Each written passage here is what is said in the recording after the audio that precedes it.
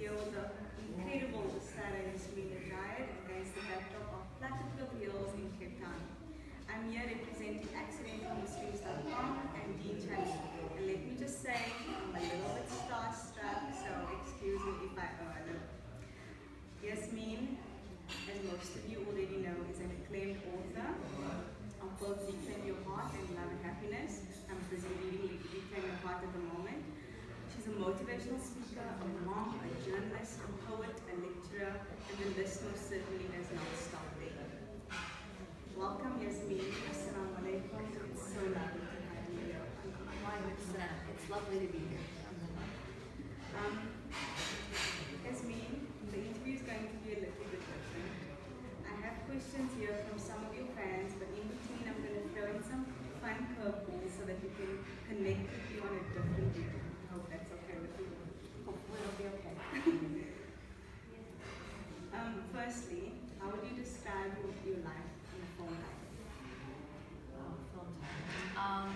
You can make up one. Okay, so I think, okay, I'll make up one, yeah. So a film title describing my life, I think, I would probably say an unfinished life. And the reason why is that I think that as we go through life, it's a journey, and it's sort of a constant struggle, but also a constant growth, like a process of growth. So sometimes you get to stages and you think, okay, I'm there, but you're not there yet, and you know you have to keep going. So I'd say that probably that would be my title. And then a question from all working Muslim moms. This question popped up a few times, and it's a question from me as well. As a female, how do we make it all work? Working, family life, contributing to society, improving our spirituality, and doing it all excellently for the sake of all. Okay, so I think they want us to speak louder, so I'll try to speak louder, like a lot louder. Can you hear me? Okay, so how to make it all work for women and men, really. We have a lot of roles that we balance, and I think that the best way to make it work is to realize that you're not the one managing your own life. See, I think one of the mistakes that we make is that we try to manage our own lives, and when you try to manage your own life, you tend to have actually become more scattered, because Allah subhanahu wa ta'ala is the manager. And I've just found in my own personal life that whenever I'm trying to hold things together myself, everything's falling apart. But when we give it to Allah, meaning that we do our part, but we give it to Allah subhanahu wa ta'ala to manage, to be the driving force in our lives, that's when things are a lot smoother and a lot easier to manage, be managed basically. And practically, I'm a big advocate of this, and I teach this in all of my courses. Anytime I talk to an audience, I try to remind them of this, and that's the power of dhikr in our lives. To remember Allah subhanahu wa ta'ala throughout our day makes our life so much easier, and actually makes things a lot easier to manage and a lot smoother. So my advice really is, the only way to be able to balance so many roles is to make time for Allah subhanahu wa ta'ala. And when you do that, it creates much more barakah in the rest of the day, in the rest of your time. I think to start with being that intent. Yes, exactly, yes. Okay. What is your stance with regards to feminism? It's a hard one. Yeah, feminism. So the thing is that I believe that within the deen, so within what Allah and His Messenger gave us, is the solution to all of our problems. And so anytime we have a philosophy or an ideology that is in line with the Quran and the Sunnah, then it's going to be something beneficial.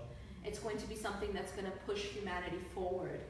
But anytime we have an ideology that is contradictory to anything in the Quran and the Sunnah, anything contradictory to what Allah and His Messenger gave us, it's only going to bring us backwards. And so really it comes to which parts of these ideologies are in line with what we've been given by Allah and His Messenger, and those are the parts that you take. And anything that is not, we leave. And that's because the creator knows his creation. And you know, you look at any kind of car manufacturer, right? If you have a Mercedes, you aren't going to go to the Nissan handbook to figure out how to take care of the Mercedes. You go to the manufacturer because the manufacturer knows best how to take care of its creation, his creation. And Allah subhanahu wa ta'ala is our creator. So anything that's in line with the handbook of Allah subhanahu wa ta'ala is going to be something that's beneficial for us. Now on the subject of feminism, you know, I don't like a lot of the terminology that we have, I don't think is necessary. For example, we sometimes have terms like moderate Muslim or you know, Muslim feminist. Friendly. Yeah. You know, these kinds of words I think are somewhat redundant because Islam by definition is moderate. I don't need to call someone a moderate Muslim. You know, even Islamic feminism or a Muslim feminist, by definition, the Prophet ﷺ, he came with rights for women. So it's already in the deen. I don't need to add any extra labels to what's already perfect. And so, you know, the Prophet ﷺ came at a time when women were being buried alive and were considered, you know, they weren't given those rights. And he came and gave them those rights and gave them that honor through Islam. And so Islam itself gives women rights. And I don't need to take another label or another ideology in order to make Islam into something it already is fundamentally. So. Okay. Should marriage be a priority? I think they can't hear you.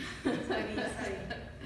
Should marriage be a priority in every single Muslim's life, or is it just another means in gaining Allah's pleasure?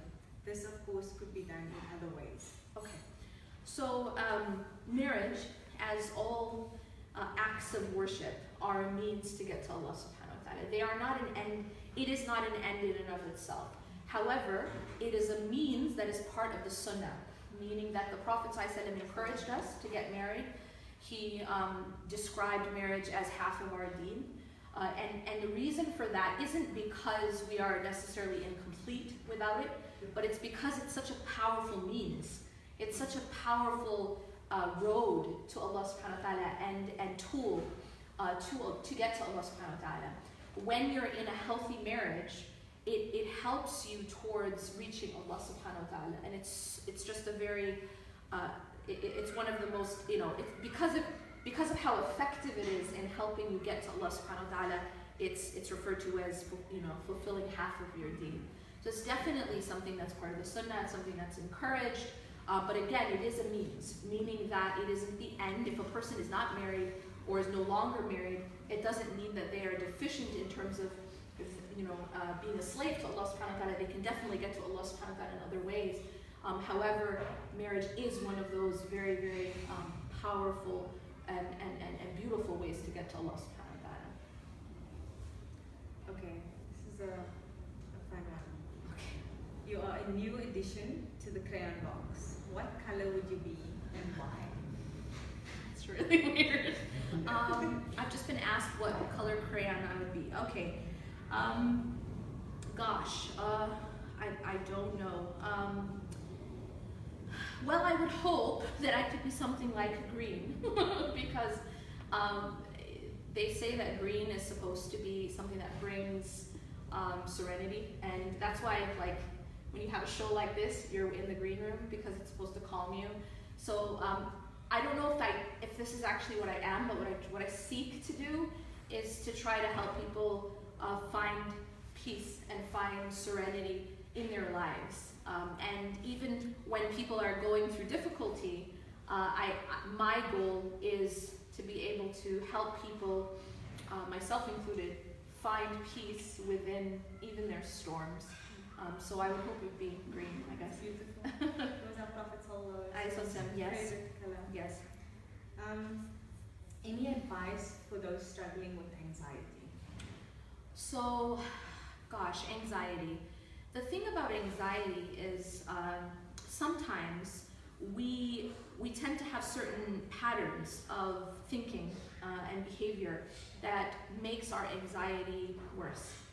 And this is something I taught in my course, and I will also speak about inshallah on Saturday. So one of my courses is called I Seek Change. And that course is specifically about depression, anxiety, dealing with those types of issues, and then also talking about the unseen and kind of understanding the difference between these issues. But when it comes to anxiety, one of the mistakes that we make, and this is something I discuss in more detail in the course, of course, but is that we don't have oftentimes enough mental discipline that when a thought comes to our mind, it's a lot like, I use the analogy of someone knocking on the door of our house. So when someone knocks on the door of our house, we're quite selective of who we allow into our home. For example, if we, and you understand there's an issue of security here in South Africa.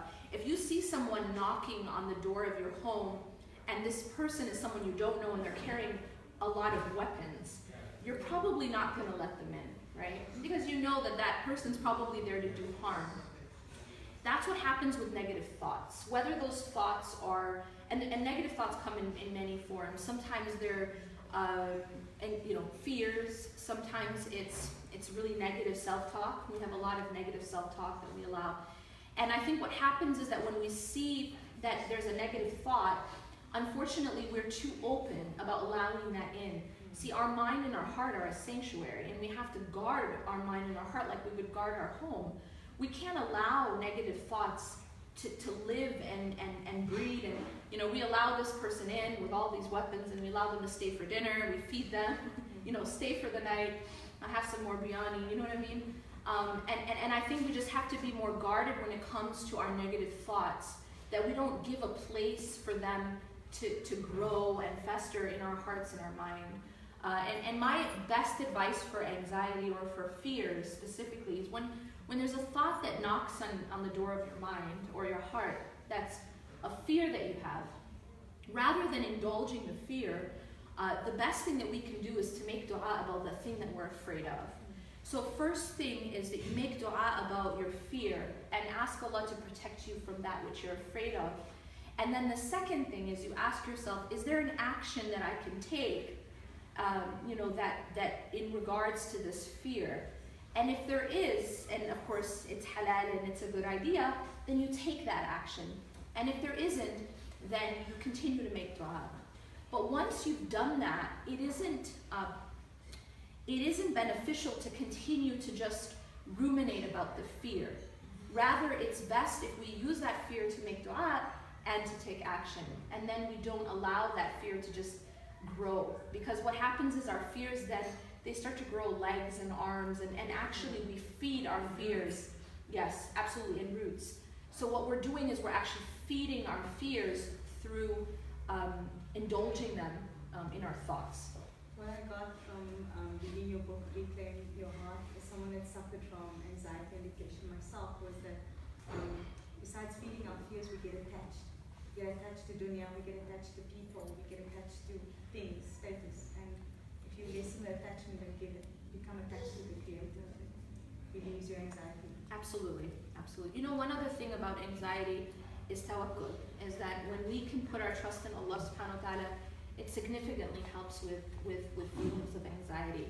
And one of the best examples I can think of that is, I give people this scenario that imagine that you step outside and your mother's picking you up.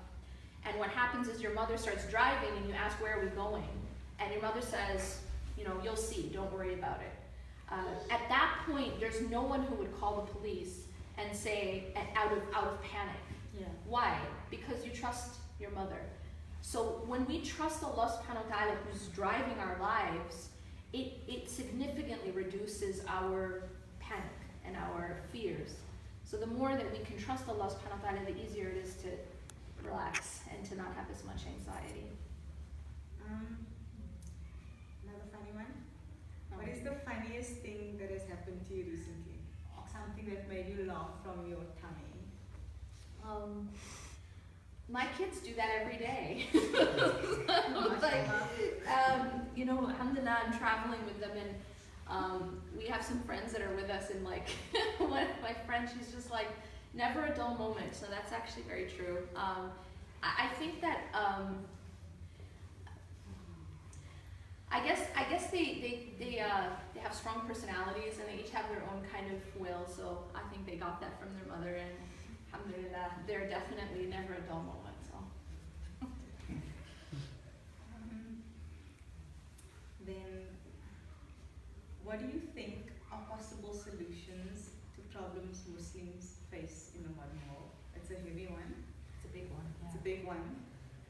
But I think we touched on it. I think for me personally, what's the quote from Rumi?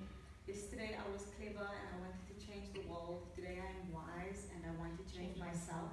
Yeah. So I think if we all start with ourselves, then we can address the issues in the world. Yeah. After. Absolutely. I think to answer your question, I'd probably answer in two ways. The first is that the Prophet ﷺ diagnosed the root of our problems in a hadith more than 1400 years ago. He said that the time will soon come when the nations will gather one another, they'll call one another to attack you, like people call one another to share from their dish. He's describing a political sort of situation almost, right? And he says that Allah will remove the fear from the hearts of your enemies and will put in your heart something called wahan. Now, he also described that the ummah will become like the froth on the ocean. And if you think about the froth on the ocean, it's very weak and it doesn't have its own self-determination. It kind of just goes wherever the tide takes it, right? And he tells us why this happens, and he diagnoses it by defining the concept of wahan. And he defines it as hubb ad-dunya wa karahiyatul maut, the love of dunya and the hatred of death. So essentially, the root of our issues, whether they're political or societal, is actually our love of dunya. That the love of dunya is the root cause of all the other diseases of the heart, the root cause of all of our problems. I mean, if you look at what countries are doing to each other, when you look at what leaders are doing to their people, when you look at what oppressors are doing to the oppressed, it's all love of dunya, love of power, love of money, complete disregard for others because of selfishness and greed. So if you look at the root of all these problems that we see, whether it's Muslims or non-Muslims, it is love of dunya, it's hubb ad-dunya. And so I think that individually, and that brings me to the second point, and that is that the formula for change, Allah says in the Quran, إِنَّ اللَّهَ لَا يُغَيِّرُ مَا بِقَوْمٍ حَتَّى يُغَيِّرُ مَا بِأَنفُسِهِمْ. That indeed Allah doesn't change the condition of a people until they change what's inside themselves. So what we have to do is we look at our condition and we say, you know what, there's so many problems. How are we going to start to change that? And the answer is we have to start to change ourselves. And we have to, within myself, I have to work on this disease of hubb ad-dunya, and then at a societal level.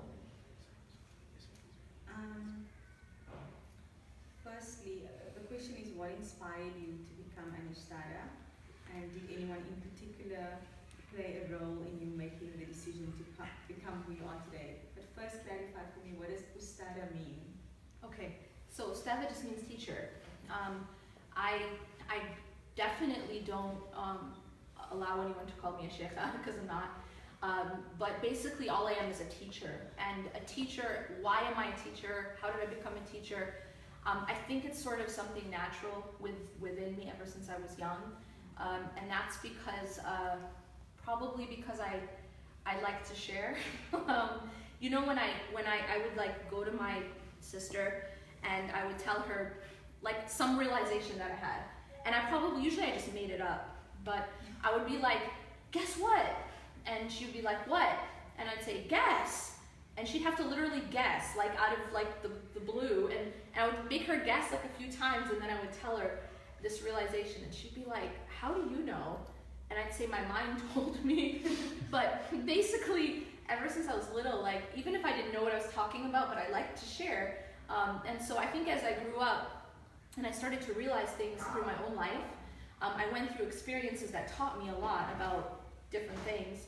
And naturally I like to share, and so I think that's really what made me into a teacher somehow.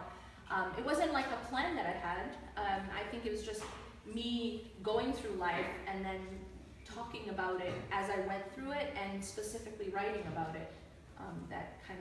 It just happened that way. I think your journey of writing and the way you explain things and how to get things across. Okay, I don't know how I let this go. I think your journey's brought you here. It almost brought you here. It's a gift. Yeah. Well, Allah brings us all, Yeah. you know, where we're meant to be. So. And okay, next question. What is the most interesting thing about you that we wouldn't learn from your resume alone? Do you have any hidden talents? Those will have to remain hidden. Okay. Any advice for our Muslim youth? My advice for Muslim youth is don't get deceived by the glitter of dunya. I think it's easy when you're young to sort of think that you'll live forever, to get really caught up in the moment, to get caught up in things that don't matter.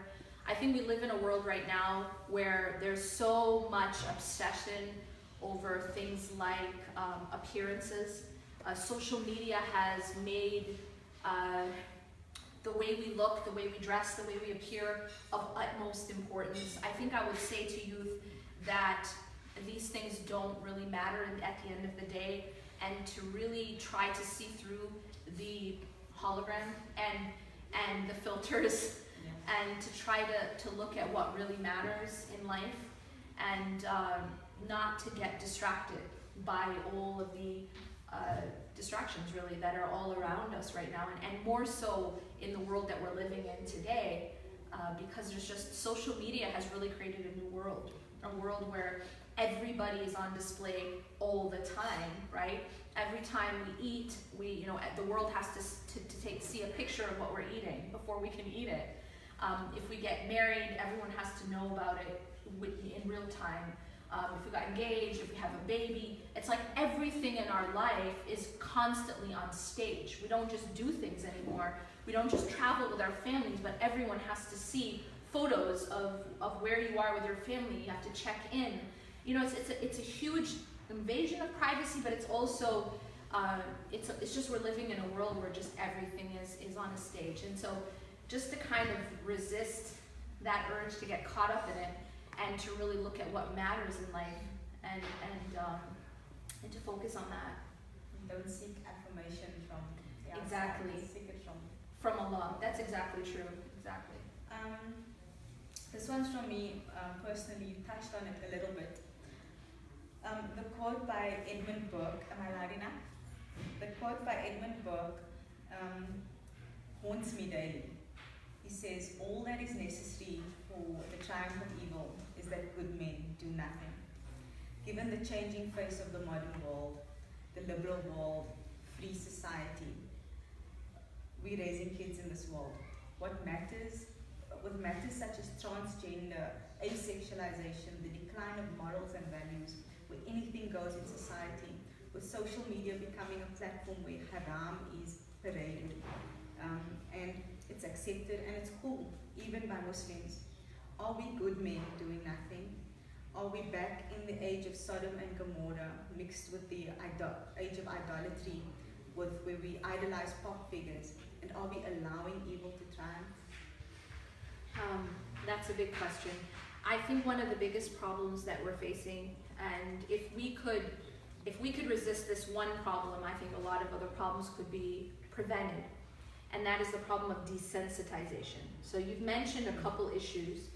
And what's happened, I believe, is that because we've seen images, we've been bombarded with really it's shamelessness. We see shamelessness in the movies, we see it in the billboards, we see it in the magazines, we see it in the commercials, we see it everywhere around us, until actually our hearts become numb to it. They become desensitized to it. So for example, we'll see someone dressed in a shameless way or acting in a shameless way, habits which are shameless, and we've become completely desensitized to it. We don't notice it anymore, and that's something very dangerous, because the Prophet ﷺ said if you see something wrong, you should try to change it. And he said you should try to change it first with your hand, and if you cannot, then with your tongue. So you speak out against it. And then he said if you cannot, so you can't do either of these two things, then at least hate it in your heart. And that's the weakest of Iman, the weakest of faith. So if we stop trying to change things that are wrong, that's a problem. But if we stop even hating it in our heart, if we don't even notice that it's wrong anymore, that's an even bigger problem. Because that's the weakest of iman, is to at least feel a sense that this is wrong. But I fear that our youth today and us today, we don't even recognize wrong as wrong anymore. Like, we don't notice it. And that's simply because we're so overexposed to it. And you mentioned a few issues, but we're so overexposed to the shamelessness, fahsha and munkar, as the Quran refers to it, that we don't notice anymore. And I said, so I think just even getting our hearts to feel it again is the first step to then trying to change. If you could invent an app, it's a fun one. If you could invent an app that would make your life easier, what would it be? It's already been invented. Okay. So it's the app I talk about in every single talk, every single lecture that I speak about, and it's my dua app. Basically, it's an app, MYDUAA. Among many apps, it's Fortress of a Muslim. It's a collection of the supplications of the Prophet ﷺ, and supplications from the Quran and from the Sunnah. Incorporating these supplications, these afkar in our life, actually change our life. And so that would really be what it is. Because when we start to remember Allah subhanahu wa ta'ala throughout our day, that's the thing about Islam. It's not an impractical religion, right? It's not a religion we just do once a year, or only in Ramadan, or on Friday at Jum'ah, but it's like every day. It's a lifestyle, exactly. So the Prophet ﷺ came as a human being, as a messenger. Allah could have sent messengers who were angels to us, right? But Allah sent human beings, and the reason for that is so that we can take them as examples and actually live according to those examples. So the Prophet ﷺ was a human who lived a life like us. He got married, he had children, he had friends, he was a leader. He did these things that we do. And so he teaches us how to do these things in life, and at the same time remembering Allah while we're doing them. And so I just think that it is actually life-changing. When we incorporate the afkar in our mundane life, it changes our experiences completely, and it changes our state. So I'd say really that's probably the most important app that we can have. Sounds like it helps you prioritize. Absolutely, yeah. Okay, last one. All right, here we go. You need to listen. This is quite important. Okay. Today is your last day. You're going to die. Thank you. You only have enough energy to say a few words to us. What would they be? I just saw the expression of those.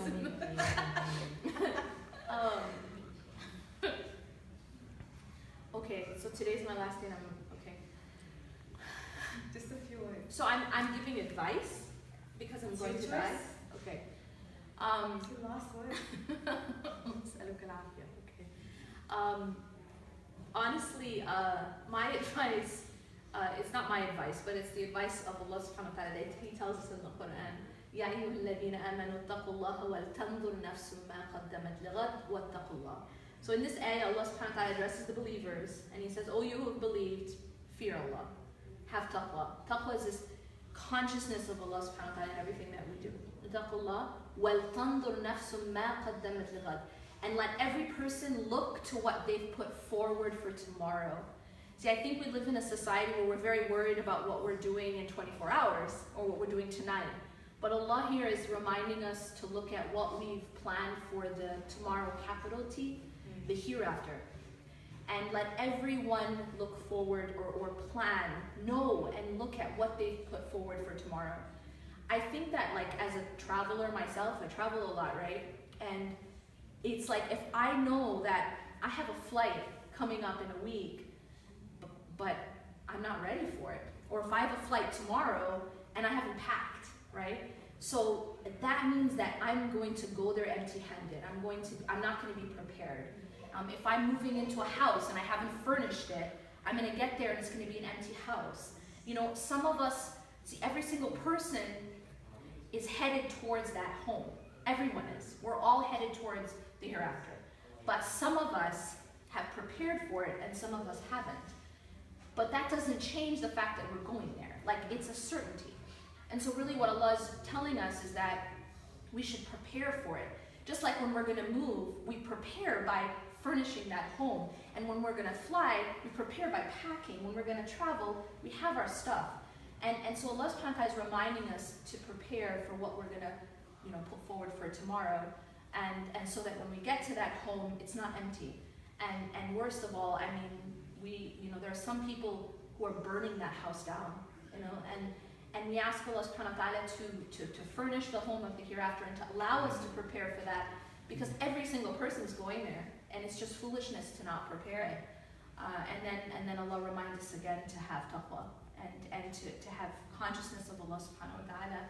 And then in the following ayah, He tells us, He warns us, وَلَا تَكُونُوا كَالَّذِينَ نَسُوا اللَّهَ فَأَنْسَاهُمْ أَنفُسَهُم. Do not be like those who forgot about Allah, so He made them forget about themselves. And I think this is really the essential issue when we talk about identity crisis, when we talk about being lost. Why does that happen? It happens because we forget about our purpose. We forget about Allah subhanahu wa ta'ala. So that's really the best advice I can think of if I was going to do that. Brilliant advice. That was entertaining, enlightening, fun. Shukran, Yasmine. Alhamdulillah, thank you. Honored to interview you. I hope I spoke loud enough and everyone could hear me. And then to all of those sisters and brothers buying tickets, there's still a few limited seats left for this Saturday at